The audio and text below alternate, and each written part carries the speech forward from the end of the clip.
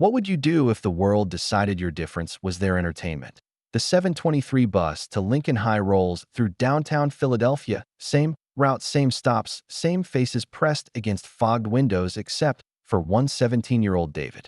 Martinez slides his fingers across raised dots, feeling Shakespeare's words rise from the page like mountains under his touch. Romeo and Juliet Act 2 Scene 2. But what light through yonder window breaks? It is the east, and Juliet is the sun is. World lives in texture, in the gentle bump and valley of each Braille character, in the whisper of pages turning, in the soft thud of his white cane against the bus floor. David found his seat, third row back, left side, always the same. The city wakes around him through sounds he's memorized. Coffee brewing at the corner deli where Mrs. Shin calls out good morning. David every Tuesday and Thursday when he stops for his mother's favorite pastries. Taxi horns, construction crews, the steady rumble of the subway beneath the street. But here on this bus, in this small pocket of morning quiet, David reads. His fingers dance across the dots, translating love and longing into understanding. The other passengers shift and murmur, check their phones, stare out windows at a world David experiences differently. Not better, not worse, just difference. Been riding this route for 3 years now, since his family moved from the suburbs to the apartment above his uncle's music shop. 3 years of the same morning commute to Lincoln High, where he's a senior in advanced literature chamber choir and drama club. 3 years of invisible mornings where he could read in peace, until today the bus lurches to a stop at 5th and Market, where the university students usually board. But today it's different. A cluster of voices, loud and sharp, cuts through the morning calm. Look at that freak reading dots like some kind of alien. David's fingers pause mid-sentence on the word wherefore. The voices grow closer, footsteps heavy on the rubber aisle. Hey, blind boy, what's that supposed to be? Some kind of secret code? David keeps reading, or tries to, but the words blur under his fingertips, not because he can't see, but because his hands have started to shake. 3 boys, maybe his age, maybe older, slide into the seats around him, one directly across, one behind. One in the aisle. The smell of energy drinks and cheap cologne fills his space. You know he can't even see us, right? We could do anything, and he'd never know who did it. David's grip tightens on his book, leather binding smooth and worn from years of reading. This book belonged to his grandfather, who lost his sight in Vietnam, who taught David that blindness wasn't a disability, it was just another way of seeing the world. Different eyes, his grandfather used to say. See different truths. The boy across from him reaches over, flicks the book with his finger. What's this one about? Helen Keller. The others laugh, harsh and cutting, or maybe it's the manual for his robot dog. More laughter. David feels heat rise in his chest. Not anger, not fear, just a quiet determination. He continues reading, fingers moving steadily across the raised. Juliet is speaking now from her balcony. Romeo, Romeo, wherefore art thou? Romeo. The boy behind him kicks his seat just hard enough to jolt the book in his hands. David straightens, finds his place again. Deny thy father and refuse thy name. Another kick. Or if thou wilt not be but sworn my love. The boy in the aisle leans closer, his voice a whisper that carries. I bet he's just pretending to read. That probably doesn't even know what those bumps mean. David's jaw tightens, but his voice, when it comes, is steady. It's Shakespeare. Romeo and Juliet Act 2 Scene 2. The sudden response catches them off guard. Oh look, the robot can talk, but there's less confidence in the mocking now. What's it really say in those dots?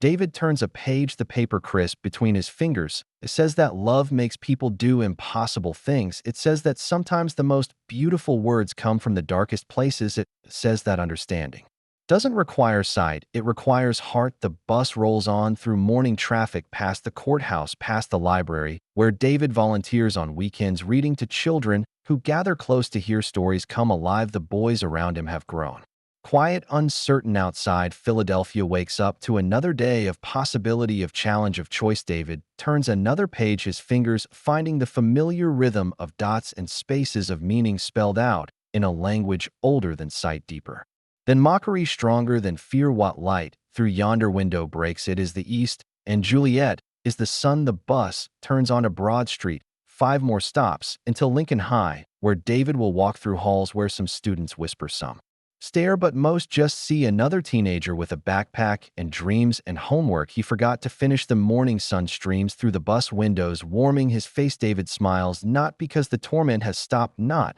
because the boys have learned some great lesson, but because in this moment He knows something they don't, that words have power beyond seeing, beyond hearing, beyond understanding, that stories live in the fingertips of those willing to feel them, that sometimes the greatest strength comes not from fighting back but from continuing forward, one word, one breath at a time. Romeo and Juliet continues its tale of love and loss and finding light in impossible places, just like every morning on the 723 bus to Lincoln Highway. Today will bring something David never expected, something that will change not just his story, but the story of everyone watching. The bus rumbles on, carrying its cargo of dreams and fears and possibilities, and David reads. The next morning brings rain against bus windows and darker intentions. David settles into his familiar seat, third row back left side, where yesterday's piece died. The same three boys board at 5th and Market, but today they bring friends, 5 voices now instead of 3. 5 sets of footsteps surrounding his sanctuary. Check it out. There's our little Helen Keller wannabe. Yesterday's courage feels smaller now under the weight of multiplied mockery. David opens his book, fingers seeking comfort in familiar dots, but the pages feel foreign under trembling hands. The boy across from him, the leader, has brought props today. A pair of dark sunglasses, cheap plastic from a convenience store. He slides them on, begins moving his hands in exaggerated gestures, mimicking sign language. Look at me, guys, I'm reading invisible words, just like our special friend. The others laugh. But it's different now, meaner, hungrier. The boy behind David kicks his seat harder, jolting the book from his hands. Romeo and Juliet hits the floor, pages splaying open. Vulnerable. Oops, sorry, blind boy, didn't see you there. More laughter, sharper now, like glass breaking. David reaches down, carefully, methodically gathering his grandfather's book, checking for damage. The leather cover bears a small tear near the spine. Something inside him shifts, not anger, not fear, but something deeper. The boy in the aisle steps on David's foot, pretends it's accidental. Sorry, man, couldn't see your foot there. Maybe you should wear brighter shoes. The mockery spreads like infection. Other passengers beginning to notice, some looking away, uncomfortable, some watching, entertained. The bus driver glances in his mirror, sees the commotion, but says nothing. Just kids being kids. His expression suggests not my problem. David straightens in his seat, book pressed against his chest like armor. His white cane rests beside him, innocent, essential. The leader notices it, grins. Hey guys, check out his magic stick. Bet it tells him when to cross the street, when to tie his shoes, when to breathe. He reaches for it, and David's hand moves faster than thought. Dante. The word comes out quiet but firm, cutting through the laughter. The boy's hand stops mid-reach. Oh look, the little lamb has teeth, but there's something in David's voice that makes him hesitate. I said. Dante. David's fingers find his place in the book again, page 47, line 12. But soft, what light through yonder window breaks? The boy's hand hovers over the cane, testing boundaries. What are you going to do, blind boy? You can't even see me. David turns a page. Deliberately, calmly. I don't need to see you to know exactly what you are. The words land harder than expected. Silence spreads through their small circle. The boy behind him kicks the seat again, but softer now, uncertain. What's that supposed to mean? David continues reading, fingers moving across dots with practiced precision. It means you're afraid of something you don't understand. It means you need an audience to feel brave. It means you pick on someone sitting alone reading quietly, because somewhere deep down you know you're smaller than the words on this page. The leader's face reddens, visible anger replacing mockery. You think you're better than us with your weird books and your attitude. David looks up, not at him, but past him toward something only he can sense. Think I'm different from you. I think that scares you. The bus lurches around a corner, and through the rain-streaked windows the city blurs past museums, monuments, places where stories live forever, where different kinds of seeing are celebrated. The Academy of Music, where David attended his first opera, feeling the voices wash over him like ocean waves. The Philadelphia Museum of Art, where tactile tours let him experience sculptures through touch, understanding art in ways sighted visitors never could. The Free Library, where Mrs.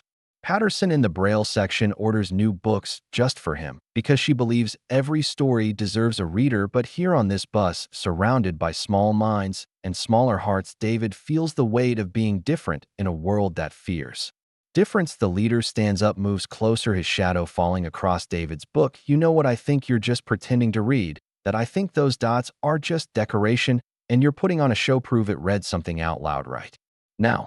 The challenge hangs in the air like smoke. Other passengers turn to watch the performance about to unfold. David's fingers find the page where Romeo speaks of light and love and finding beauty in impossible places the words rise from the dots clear. And strong but soft what light through yonder window breaks it is the east, and Juliet is the sun. Arise, fair sun, and kill the envious moon, who is already sick and pale with grief, that thou her made art far more fair than she. His voice carries the rhythm, the meaning, the centuries of longing compressed into Shakespeare's perfect lines. The bus grows quiet, even the engine seems to listen. Be not her maid, since she is envious, her vestal livery is but sick and green, and none but fools do wear it. Cast it off, the words fill the space between mockery and understanding, between fear and recognition. It is my lady, oh, it is my love, oh, that she knew she were. David closes the book gently, reverently. The silence stretches uncomfortable, necessary.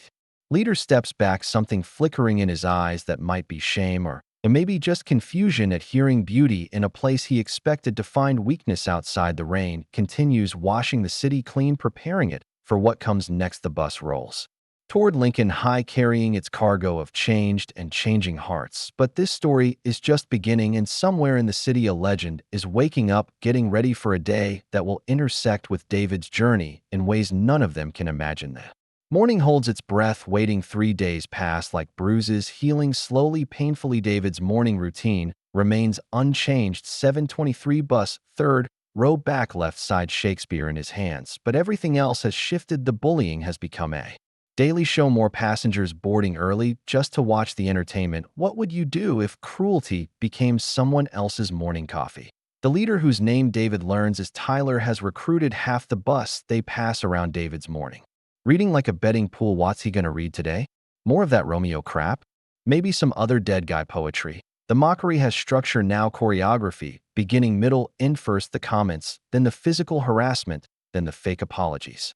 When they reach school, sorry bro, didn't mean anything by it, just having fun. But David notices something else. In the very back of the bus, a man sits watching, not participating, not laughing, just watching every morning. Same seat, same quiet observations. Maybe 60 weathered face, hands that speak of hard work, honest labor. David senses him the way he senses changes in weather, shifts in mood, danger approaching. This man radiates something different, stillness, maybe, or strength held in check. His name is Frank, though David doesn't know this. Yet Frank Castellano, retired boxing trainer, riding the bus to his part-time job at the community center, where he teaches kids to defend themselves not just with fists, but with dignity. Frank watches Tyler and his crew surround David every morning, and something in his chest tightens. Seen this before in the gym, on the streets, in the mirror, when he was Tyler's age, and thought power meant taking it from someone else. But he also sees something else in David, the way the kid never flinches, never begs, never stops reading. There's steel in that spine, forged in fires. Tyler can't imagine. This morning Tyler brings new ammunition, a smartphone with a voice recorder. I'm gonna record this freak reading his dots and post it online. Blind Boys Daily show the phone hovers near David like a threat. Say something for the camera. Helen. David's fingers pause on the page. Romeo's balcony scene again. But today it feels different. Today the words carry weight. Beyond poetry, he looks up, not at Tyler, but toward the back of the bus where Frank sits. Their eyes don't meet, can't meet, but something passes between them, understanding, maybe, or recognition of shared purpose. David speaks, not to Tyler, not to the phone, but to the morning, to the city, to anyone still listening. These words were written 400 years ago by a man who understood that love conquers fear, that beauty exists in the darkest places if you know how to look for it, that being different isn't a weakness, it's a strength the world hasn't learned to measure yet. Tyler's phone captures every word, but David continues. Shakespeare was an outsider too, writing for groundlings and nobles, making art from the margins. He knew that the most important stories come from people society wants to ignore. His voice grows stronger, filling the bus with something Tyler didn't expect, truth. The phone keeps recording, but Tyler's smile falters. This isn't what he wanted. This isn't mockery material. This is something else, something that makes his chest tight. His hands shake. David turns a page and continues reading, but soft what light through yonder window breaks it is the east, and Juliet is the sun. The words float through the morning air, transforming the bus from a place of harassment into something like a theater. Frank in the back nods once, slowly, recognition of a fighter who doesn't need fists. Other passengers begin to listen, really listen, not to the freak show, but to the beauty of language given life by someone who understands its power. Mrs. Chin from the corner deli riding to work stops, checking her phone. A college student looks up from her textbook. An old man, with a cane of his own, smiles, but Tyler, feeling his audience slip away, makes a choice. He reaches out, grabs the book from David's hands. Enough of this Shakespeare bullshit. The book flies across the aisle, pages scattered like wounded birds. David's grandfather's leather-bound Romeo and Juliet lies broken on the dirty floor. The bus goes silent, not the silence of anticipation, but the silence of a line crossed. Frank in the back stands up. His movement is slow, deliberate, like a mountain, deciding to shift. Every eye on the bus turns toward him. Tyler, still holding his phone, suddenly feels very small. The older man walks down the aisle, each step carrying decades of hard-won wisdom. He doesn't speak to Tyler, doesn't acknowledge the phone, the crowd, the performance. Instead, he kneels carefully, his old knees protesting, and begins gathering the scattered pages of Shakespeare. One by one, he collects the words that tried to fly away: Romeo's speeches, Juliet's declarations, the nurse's wisdom, the friar's hope, all of it gathered with reverence by hands that know the value of things worth saving. Tyler watches phone, forgotten as this stranger performs a ritual of restoration. Frank stands slowly, book reassembled, pages slightly out of order, but whole. He walks to David and places the book gently in his hands. Then he looks at Tyler and the phone and the small crowd of enablers.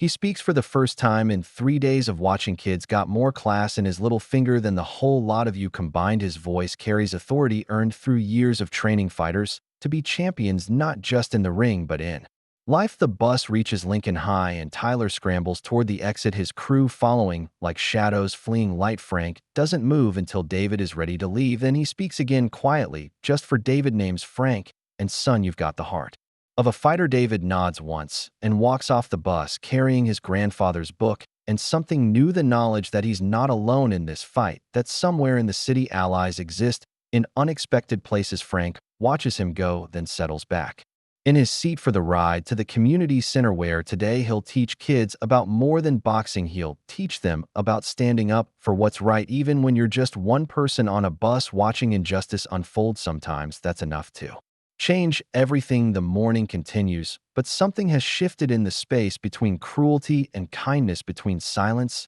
and action, between one person's struggle and another's decision to help. The city rolls on, carrying its cargo of stories waiting to unfold. That afternoon, David sits in his uncle's music shop on South Street, where violins hang like sleeping birds and sheet music covers every surface. His fingers trace the damaged spine of his grandfather's book, feeling where Tyler's anger left its mark. Uncle Miguel emerges from the back room carrying a guitar that needs restringing. He sees David's face and sets down his work. Paso, Mijo? What happened?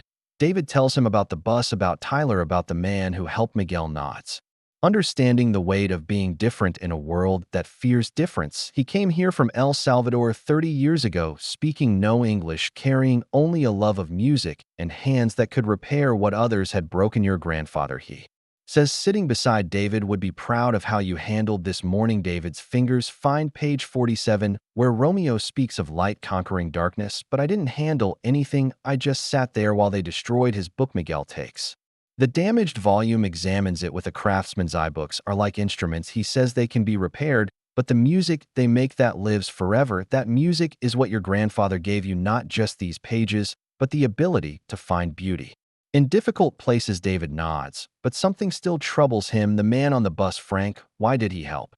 Miguel smiles, the kind of smile that holds untold stories. Maybe he recognized a kindred spirit. Maybe he knew what it felt like to be different, to be underestimated, to carry something precious that others couldn't see. 5 miles away at the community center on Broad Street, Frank Castellano wraps his hands for the heavy bag. The afternoon training session is about to begin, but his mind is still on the morning bus, on David's quiet dignity, on Tyler's cruelty. Frank has been coming to this gym for 40 years, first as a fighter, then as a trainer, now as a volunteer, teaching kids to defend themselves. The walls are covered with photographs.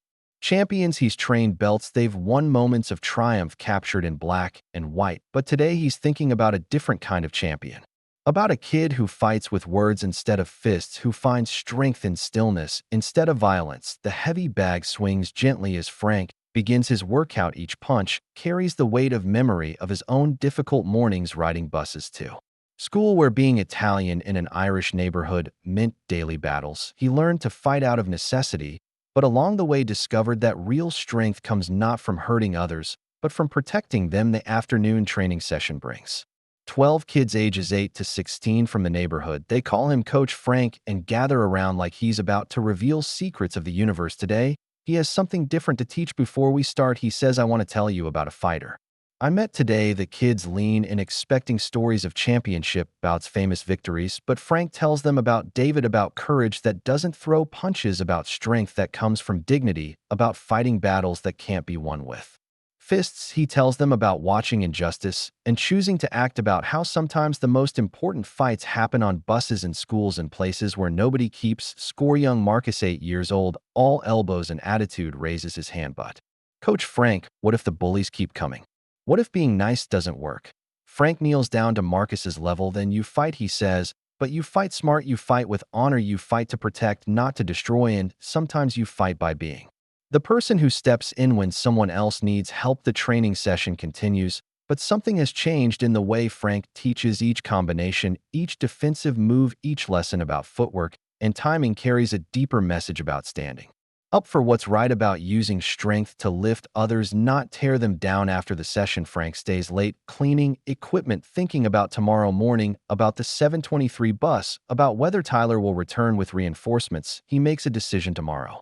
He won't just watch. Meanwhile, at Lincoln High, Tyler scrolls through his phone looking at the video he recorded of David, but something's wrong with it. The mockery he expected to capture isn't there. Instead, there's David's voice, clear and strong, reciting Shakespeare with such beauty that Tyler's own comments sound small and petty. He deletes the video, frustrated. This isn't what he wanted. This isn't how the story was supposed to go. At home, that evening, David sits at his desk, homework spread before him, but his mind on the morning, on Frank's unexpected kindness. He opens his laptop and begins typing an essay for English class. The assignment is about courage, and David finds himself writing about a man who didn't have to help but chose to anyway, about how sometimes the most important moments happen when we think nobody's watching. He writes about his grandfather, who came home from Vietnam with damaged eyes but unbroken spirit, who taught him that blindness is just another way of seeing the world, that heroes come in unexpected forms. His fingers move across the keyboard like they move across Braille, finding meaning in patterns others might miss. The essay grows into something more than homework. It becomes a letter to everyone who has ever felt different, felt alone, felt like the world was against them. But mostly it becomes a thank you to Frank, who showed him that allies exist in the most unexpected places. Outside, Philadelphia settles into evening, but tomorrow is coming, and with it another morning on the 7:23 bus, another chance for cruelty or kindness, for silence or action, for the world to show its true face. David saves his essay and prepares for sleep, carrying the weight of possibility. Tomorrow, he thinks, will be different. He doesn't know how right he is. Somewhere in the city, a legend is preparing for a morning that will change everything, but that story is still unfolding, still gathering the courage to reveal itself. The night holds its breath, waiting for dawn and the choices it will bring. For now, David sleeps, book beside him, words and dreams mingling like music from his uncle's shop, where broken things are made whole and beauty emerges from the most unlikely places. The morning will come as mornings do, carrying hope and challenge in equal measure, and somewhere between cruelty and kindness, between silence and action, a story is being born that will echo long after the bus reaches its final stop. Thursday morning, 7:18 a.m. Frank boards the 7:23 bus 5 minutes early on purpose. He carries a worn leather bag containing something he hasn't looked at in 20 years. The bag sits heavy in his lap, like a secret waiting to be told. David enters at his usual stop, third row back, left side, Shakespeare, carefully repaired with tape and hope. Tyler and his crew board at 5th and Market, but today they're different, quieter, less certain, glancing toward the back of the bus, where Frank sits watching. The morning passes differently, tense, expectant, like the air before a storm. Tyler makes a few half-hearted comments about David's book, but his heart isn't in it. Something about Frank's presence has shifted the balance. After David exits at Lincoln High, Frank remains seated, watching through the window as the boy walks toward the school entrance, straight spine, measured steps, dignity intact despite everything. Frank makes his decision. He pulls the cord for the next stop. Even though it's not his usual, he has somewhere to go, someone to see, something to do. The community center can wait. Frank walks 6 blocks to Mickey's gym on Spring Garden Street, where he trained for 15 years before becoming a trainer himself. Mickey Torino, now 73, still opens the gym every morning at 6 a.m. sharp. Frank finds him counting receipts at the front desk. Mickey looks up surprised. Frank, what brings you to the old neighborhood? Frank sets his bag on the counter, unzips it slowly, carefully. Inside, wrapped in faded cloth, is a pair of boxing gloves, but not just any gloves. These are autographed, signed in black marker by someone Mickey recognizes immediately. Holy shit, Frank, where did you get these? Frank sits down heavily like a man carrying too much weight. Remember the Spectrum 1976 Rocky premiere after party? Mickey nods. Eyes wide. You were there with that pretty girl. What was her name? Maria. Frank says quietly. We went to the premiere and then to the party at the Bellevue. That's where I met him. Stallone was still nobody, then just a guy from South Philly who wrote a movie about a fighter like us. Mickey examines the gloves, reading the inscription to Frank. Keep fighting the good fight. Sly Stallone, Philadelphia, 1976. Frank continues, his voice distant, remembering he was surrounded by reporters, Hollywood types, but when he saw these gloves in my hands, he stopped everything, asked me if I was a fighter. I told him I was learning to be one. He said that's all any of us can do, learn to be better than we were yesterday. Frank takes back the gloves, holds them like they might break. He signed them right there in the middle of the party, said someday I'd know when to pass them on. Mickey leans back in his chair, whistling low. Those are worth a fortune, Frank. You could sell them, retire comfortable. Frank shakes his head, wraps the gloves carefully back in their cloth. Not everything is about money, Mickey. Some things are about timing, about finding the right person to carry the story forward. He tells Mickey about David, about the bus, about Tyler's cruelty, about watching injustice and feeling the weight of inaction. Mickey listens, nodding, understanding the burden of witnessing without intervening. So what are you gonna do? Frank stands, shouldering his bag. I'm gonna do something I should have done days ago. I'm gonna fight back, but not the way you think. That afternoon, Frank visits 3 places. First, the community center, where he calls in a favor from the director. Second, Lincoln High School, where he speaks to the principal about bullying on public transportation. Third, SEPTA headquarters, where he files a formal complaint about harassment on bus route 7:23. But those are just the beginning. Frank has a plan, something bigger, something that will require courage from everyone involved. That evening, David sits in his uncle's shop practicing guitar. His fingers find the strings the way they find Braille, by touch, by instinct, by years of patient learning. Miguel watches from behind the counter, proud of his nephew's progress. Music, he says, is another language like your books. It speaks to the heart in ways words alone cannot. David nods, but his mind is elsewhere, on the bus, on Frank, on the feeling that something is building toward a moment he can't yet imagine. Uncle Miguel, what would you do if someone much stronger than you decided to help? Miguel sets down his work, considers the question. I would be grateful, he says, but I would also remember that strength comes in many forms. Sometimes the person being helped is stronger than the one helping. They just don't know it yet. David plays a simple melody, fingers moving across strings, creating something beautiful from vibration and possibility. Outside, Philadelphia prepares for Friday, for another morning on the 7:23 bus, but tomorrow will be different. Frank has made phone calls, sent messages, put wheels in motion. Tomorrow the story will take a turn no one expects. In his apartment, Frank sits with the gloves in his lap, remembering 1976, remembering a young actor who believed in underdogs, who understood that sometimes the greatest victories come from simply standing up. He thinks about David, about dignity under pressure, about finding strength in unexpected places, about how some fights are worth having even when you're not sure you can win. Frank wraps the gloves carefully, places them back in the bag. Tomorrow, he thinks, will be the day when watching becomes acting, when silence becomes voice, when one person's courage inspires another. As the city sleeps, but Frank stays awake, planning, preparing for a morning that will change everything. In the distance, a phone rings in a hotel room where a legend prepares for another day in a city that made him.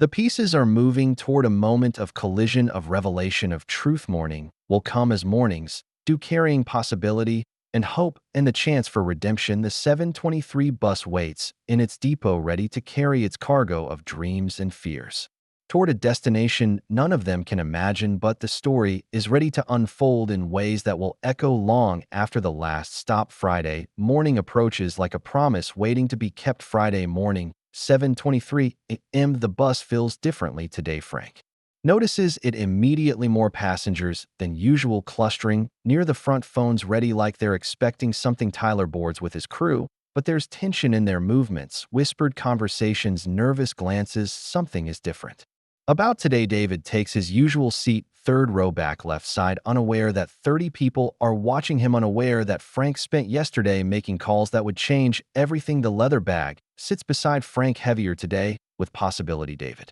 opens Romeo and Juliet to page 63, where the story turns dark, where love meets violence, where good intentions lead to tragedy. His fingers trace the familiar dots, but today they feel different, electric, almost like the words themselves know something is coming. Tyler starts his routine, the same cruel choreography that has become morning entertainment. Hey, blind boy, reading your fairy tales again. But today, Tyler's voice lacks conviction. Today, he keeps glancing toward the windows like he's expecting something. The bus turns onto Broad Street, and David hears it, the sound of motorcycles rumbling alongside, 3, maybe 4 Harley-Davidsons keeping pace with the bus. Tyler hears them too, and his taunting falters, "What the hell is that about?" The motorcycles follow for 6 blocks, their engines a low, constant growl. Other passengers press faces to windows, trying to see the riders. David continues reading, but his senses are heightened. Something is building in the air around him like the moment before thunder. Tyler grabs David's book again, but this time Frank doesn't wait, stands, walks down the aisle, each step deliberate, measured. Tyler sees him coming and freezes. "Give the kid his book back." Frank's voice carries 40 years of authority. Tyler hesitates, caught between defiance and fear. I said, "Give it back." The bus driver glances in his mirror, but says nothing. The other passengers watch the confrontation unfold. Tyler reluctantly hands the book to Frank, who passes it gently to David. Then Frank does something unexpected. He pulls out his phone and makes a call right there in front of everyone. He says into the phone, "Worry at Broad and Pine, heading north, 5 minutes out." The person on the other end says something that makes Frank smile. "Understood." He says, "See you soon." He hangs up and looks directly at Tyler. "Kid, you have no idea what's about to happen, but you're going to remember this day for the rest of your life." Tyler tries to laugh, but it comes out hollow. "Yeah, right. Old man, what are you going to do? Call your buddies from the nursing home?" Frank doesn't answer. Instead, he returns to his seat and waits. The motorcycles are still there, still following, and now David can hear something else. A car's multiple engines joining the convoy. The bus approaches its final stop before Lincoln High Market Street, where David will exit, where Tyler's crew usually intensifies their harassment, but today something else is waiting. The bus pulls to the curb, and through the windows David hears voices, lots of voices. A crowd gathering. Tyler peers out the window, and his face goes pale. What the hell? Because standing on the sidewalk surrounded by cameras and reporters is someone Tyler recognizes, someone everyone on the bus recognizes, but it can't be real. It can't be him. The bus doors open with their familiar hydraulic hiss, and Sylvester Stallone steps aboard, not the character Rocky, but the man himself, older, grayer, but unmistakable, wearing a simple jacket, jeans, and boots. Nothing flashy, nothing Hollywood, just a man from Philadelphia coming home. The bus goes completely silent. Even the engine seems to hold its breath. Stallone looks around, taking in the scene. His eyes find Tyler, first narrow with understanding, then they find David sitting quietly, book in hand, and finally they find Frank in the back, holding the leather bag. Frank nods once. Stallone nods back. Conversation 46 years in the making. Before we continue, comment where you're watching from. Stallone walks down the aisle past Tyler, who has shrunk into his seat, past the other passengers who can't believe what they're seeing. He stops beside David's seat. "Mind if I sit down?" His voice is exactly what you'd expect, gravelly, kind, real. David looks up, not at Stallone exactly, but toward his voice. Of course. Stallone settles into the seat across from David. "I hear you're a reader." David nods, holding up Romeo and Juliet, Shakespeare. Stallone says approvingly, "Good choice, kid." Had a way with words. The bus remains frozen like a photograph, everyone watching this impossible moment unfold. Tyler can't move, can't speak, can't process what he's seeing. His phone is out recording, but his hands are shaking so badly the image is useless. Outside, the crowd grows larger, news vans pulling up, people with cameras forming a circle, but inside the bus there's only David and Stallone, and the quiet conversation of two people who understand what it means to fight against the odds. Frank watches from the back, his plan unfolding exactly as he hoped. Sometimes he thinks the best fights are the ones where love wins without throwing a single punch. The morning holds its breath, waiting for what comes next, for the moment when a legend shows the world what real strength looks like, the moment when dignity defeats cruelty with nothing more than presence and truth. The bus waits, carrying its cargo of possibility toward a conclusion no one saw coming, but everyone will remember forever. Stallone settles into the seat like he belongs there, like This is the most natural thing in the world, a Hollywood legend on a city bus at rush hour talking to a 17-year-old who reads Braille. What's your name, son? David Martinez, good name, strong name, Stallone, says, you know, David, I've been riding buses in this city since I was your age. Back then, I was just another kid from South Philly with big dreams and no money. People looked at me funny, two different reasons maybe, but the feeling was the same. David nods, understanding more than Stallone realizes. Yuri, an actor, writer, director, dreamer, Stallone says, but mostly I'm just a guy who learned that the biggest fights aren't in the ring. In moments like this, Tyler from across the aisle finally finds his voice. This isn't real. This can't be happening. Stallone turns toward Tyler, his expression shifting. Oh, this is very real, kid, and you're about to learn something important. He stands slowly, and suddenly the bus feels smaller. Tyler, this is your name, right? Tyler nods, unable to speak. I've been hearing about you for the past 24 hours, about how you think it's funny to pick on someone who's different. Tyler's crew has melted away, suddenly very interested in their phones. It wasn't like that, Tyler stammers. It was just jokes. Stallone shakes his head. No. Son, jokes are funny for everyone. What you were doing was something else, something small, something ugly. Tyler looks around for support, but finds none. Every passenger is watching, every phone is recordings alone in a way he's never been before. Stallone turns back to David. This young man here reminds me of someone I used to know, someone who taught me that real strength isn't about how hard you can hit, it's about how much you can take and keep moving forward. Frank from the back of the bus stands up, carrying his leather bag. Time for the rest of the story. Sliced alone grins. Frank Castellano, ladies and gentlemen, the man who taught me what it means to fight for something bigger than yourself. Frank walks down the aisle past Tyler, past the other passenger, stops beside Stallone. 46 years, he says, since that night at the Bellevue. 46 years, I've been waiting for the right moment. He unzips the bag carefully, reverently, and pulls out the boxing gloves. Stallone's eyes widen with recognition. No way you kept them all this time. Frank nods. You said someday I'd know when to pass them on. Today's that day. He holds the gloves so everyone can see. Faded leather, the carefully preserved signature to Frank. Keep fighting the good fight. Sly Stallone. Philadelphia, 1976. Stallone takes the gloves, holds them like they might disappear. I remember this night, he says to David. I was nobody, then just a guy with a crazy dream about an underdog fighter. Frank here was in the audience for the premiere afterwards. At the party, he showed me these gloves, said he was learning to be a fighter. Stallone looks at Frank, then at David. I told him that's all any of us can do, learn to be better than we were yesterday. Tyler watches this unfold, his world shifting beneath him. This isn't how the story was supposed to go. He was supposed to be in control, supposed to be the one with power. Now he's just a kid who made bad choices. Stallone turns the gloves over in his hands. Frank, what you did yesterday, calling my people, telling them about David, that took courage, real courage, the kind that doesn't need an audience. He looks directly at Tyler. Unlike some people in this world, Tyler shrinks further into his seat. I'm sorry, he whispers. Stallone shakes his head. Don't apologize to me, son. He gestures toward David. Apologize to him, to everyone on this bus who had to watch you be cruel. Tyler looks at David, really looks at him for the first time, sees not a target, not a victim, but a persona, person with dignity and strength and quiet courage. I'm sorry, Tyler says to David. I'm really sorry. David nods, acceptance without forgiveness yet, but acceptance. Stallone hands the gloves to David. These belong to someone who knows how to fight the good fight, someone who understands that real victory isn't about beating your opponent, it's about being true to yourself, even when the world tells you to be someone else. David takes the gloves, feels their weight, their history, their promise. Thank you, he says simply. Outside, the crowd has grown.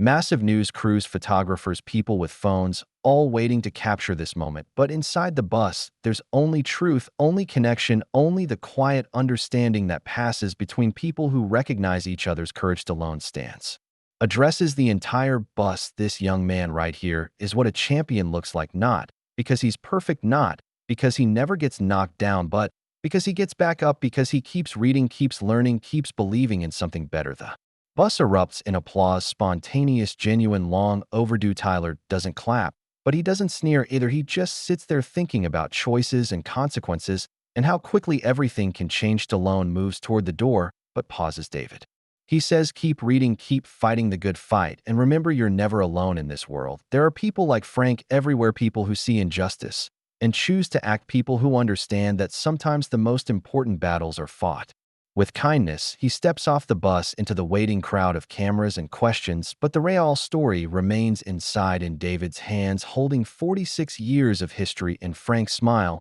as he watches his plan unfold perfectly in Tyler's silence as he contemplates a different way of being in the world. The bus doors close, and the morning continues, but nothing will ever be the same. The 723 to Lincoln High carries its cargo of changed hearts toward a future where cruelty has been replaced by understanding, where difference is celebrated, not mocked, where heroes come in unexpected forms, and where sometimes the greatest victories happen not in stadiums or arenas, but on a city bus at rush hour, when one person's courage inspires another's. When legends show up not for cameras or publicity, but for truth, for justice, for the simple radical act of standing up for what's right. By the time David reaches Lincoln High, the world has changed. The video has already gone viral. Clips of Stallone boarding the bus, speaking with David, handing over the gloves. Millions of views in the first hour, but David doesn't know this yet. He walks through the school entrance carrying his grandfather's repaired book and Stallone's gloves in a bag Frank gave him. Students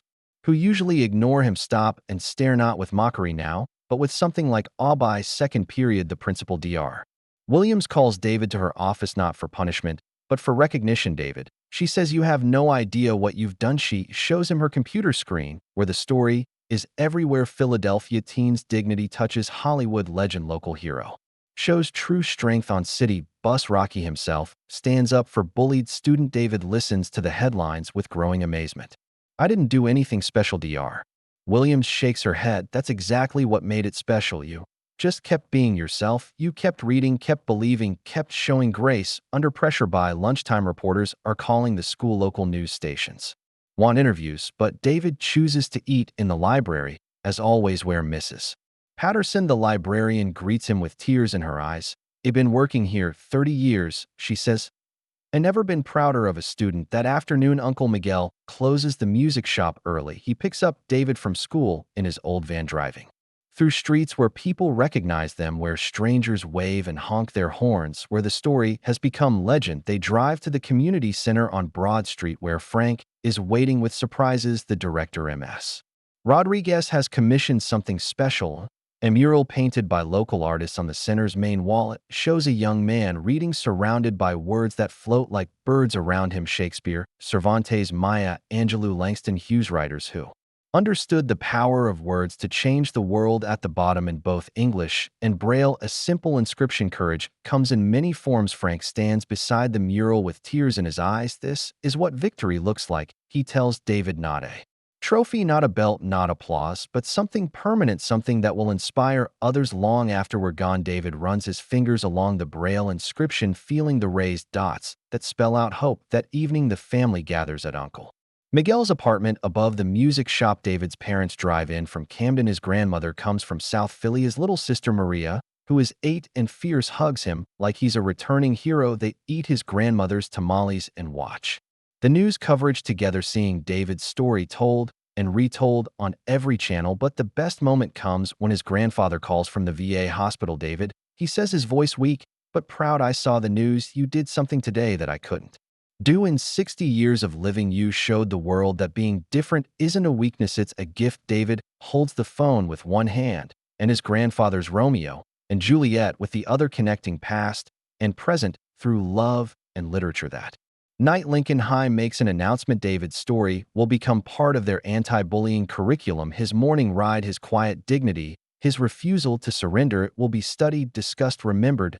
A case study, encouraged. Meanwhile, at the community center, Frank opens a display case in the main lobby. Inside, he places a photograph from that morning. David sitting on the bus reading Shakespeare, while Stallone listens beside it, a copy of Romeo and Juliet in Braille and a small plaque that reads, dedicated to David Martinez and all who find strength in stories. The case will remain there for years, visited by children who need to know that heroes come in all forms, that courage isn't about size or strength or sight, it's about staying true to yourself when the world tells you to be different. Tyler doesn't appear on any news coverage. His face is blurred in videos, his name protected, but he watches from his bedroom, seeing himself as the world sees him, the bully in the story, the person who chose cruelty over kindness. His parents have questions, hard questions about choices and consequences, about the kind of person they raised. Tyler stares at his reflection and wonders if it's too late to become someone different, someone better. Next morning, he boards the 7:23 bus alone. His crew has scattered, embarrassed by their association with his cruelty. David is in his usual seat, third row back left side, reading Romeo and Juliet. As if nothing has changed, Tyler sits across from him, hands folded in his lap. For 10 minutes, they ride in silence. Then Tyler speaks quietly. "I brought you something." He reaches into his backpack, pulls out a book, the same edition of Romeo and Juliet that David carries, but this one is in regular print. "I thought maybe if I read the same thing you're reading, I might understand what I was trying to destroy." David nods acceptance, without immediate forgiveness, but acceptance nonetheless. Tyler opens his book to page 1 and begins to read. Two households, both alike in dignity. The bus carries them toward school, toward another day of possibility, and somewhere in the space between forgiveness and redemption, a new story begins. One morning at a time, one choice at a time, one person deciding to be better than they were yesterday. The 7:23 bus rolls through Philadelphia, carrying its cargo of second chances and hard-won wisdom, where enemies can become allies, where difference is celebrated, where stories have the power to change hearts, and where sometimes the greatest victories happen not in grand gestures, but in quiet moments of recognition, of shared humanity, of choosing kindness over cruelty. One that at a time, one word at a time, one person at a time. The morning continues, full of promise and hope, and the possibility that today might be the day when everything changes for the better forever. 6 months later, the 7:23 bus carries a different cargo. David still sits third row back left side, still reads Shakespeare every morning, but now he's not alone. Tyler sits across from him, reading the same passages, asking questions about metaphors and meaning. 3 other students have joined what they call the Shakespeare Club, a mobile classroom where literature comes alive between bus stops. Mrs. Chin from the corner deli sometimes brings coffee for everyone. She's learning Braille herself, inspired by David's story. The bus driver, Mr. Torres, keeps a small library near his seat, books in multiple formats for passengers who want to read. Frank still rides in the back, but now he's officially a SEPTA volunteer, helping implement new anti-harassment policies citywide. The community center has become a pilgrimage site. People come from across the country to see the mural, to read about David's story, to understand how one moment of courage can ripple outward. The display case with Stallone's photograph and the Braille Romeo and Juliet is surrounded by visitor messages, notes from students who found strength in David's example, from parents who learned to see their children's differences as gifts, from teachers who changed how they approach bullying, from strangers who decided to stand up the next time they witnessed cruelty. But the most important change is quieter, more personal. David has started teaching Braille at the community center on weekends. His students include newly blind adults, children with visual impairments, and sighted people who want to understand his world. Tyler is one of his most dedicated students, learning not just the dots and patterns, but the patience and precision required to read with your fingertips. Their friendship is careful, earned, built on shared understanding of Shakespeare's words and hard-won forgiveness. David's grandfather recovered enough to visit the community center, where he saw his grandson teaching others to see differently. He cried that day, holding his old copy of Romeo and Juliet, watching David help a 7-year-old girl spell her name in Braille. This, he whispered to Miguel, is what victory looks like. Uncle Miguel's music shop has become a gathering place for the story's extended family. Frank stops by weekly to tune his old guitar. Tyler comes to practice piano, working through simple melodies with the same patience he learned reading. Stallone has kept in touch, calling David on important days, birthdays, graduation, the anniversary of their bus meetings. Funded a scholarship program at Lincoln High for students who show courage in the face of adversity. David was the first recipient, but not the last. The program grows each year, recognizing young people who choose dignity over revenge, understanding over anger, grace under pressure. This morning, like every morning for 6 months, David boards the 7:23 bus, but today is different. Today, he carries a new book, not Shakespeare this time, but something he wrote himself, a collection of essays about finding strength in stories, about the power of words to change the world, published in both print and Braille by a small Philadelphia press. The dedication reads, to my grandfather, who taught me to see with my heart, to Frank, who showed me that heroes come in unexpected forms, to Tyler, who prove that people can change, and to every person who has ever felt different.